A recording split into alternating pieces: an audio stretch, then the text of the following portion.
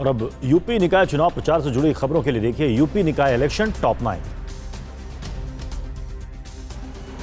पहले चरण के बाद दूसरे चरण के लिए यूपी में सभी पार्टियों ने पूरी ताकत झोंक दी है। एक तरफ सीएम योगी ताबड़तोड़ रैलियां कर रहे हैं, वहीं अखिलेश भी कोई कोर कसर नहीं छोड़ रहे। 11 मई को दूसरे चरण की वोटिंग होनी है।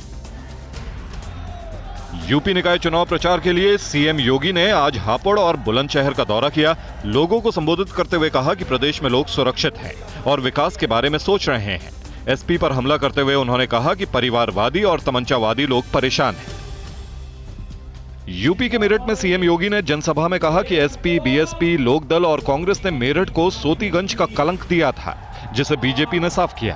जब आपकी अपनी सरकार आई तो मेरठ से सोतीगंज का कलंक समाप्त हुआ।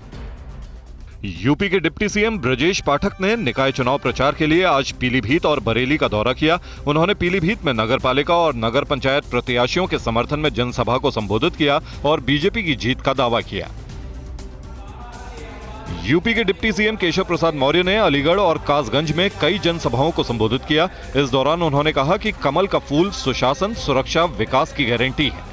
उन्होंने लोगों से 11 मई को बीजेपी के पक्ष में मतदान कर कमल खिलाने की अपील की। यूपी के उप मुख्यमंत्री केशव प्रसाद मौर्य ने एटा में निकाय चुनाव के लिए जनसभा को संबोधित करते हुए लोगों से 11 मई को सब भूलकर कमल का फूल याद रखने की अपील की। उन्होंने कहा कि कमल का फूल यूपी में सुरक्षा, विकास और भ्रष्टाचार पर चोट गारंटी है। उत्तर प्रदेश बीजेपी के अध्यक्ष भूपेंद्र सिंह ने बदायूं में नगरपालिका परिषद के लिए बीजेपी प्रत्याशी दीपमाला गोयल के समर्थन में आयोजित कार्यकर्ता सम्मेलन को संबोधित किया। इस दौरान उन्होंने लोगों से ट्रिपल इंजन सरकार बनाने की अपील की। डिप्टी सीएम ब्रजेश पाठक ने समाजवादी पार्टी के चुनाव में धांधली के आरोपों को खारिज कर दिया है। उन्होंने कहा कि उनके पास नीति और नेता दोनों की कमी है, इसलिए ऐसा कर रहे हैं। उप मुख्यमंत्री ने निकाय चुनाव में बीजेपी की प्रचंड जीत का दावा किया है।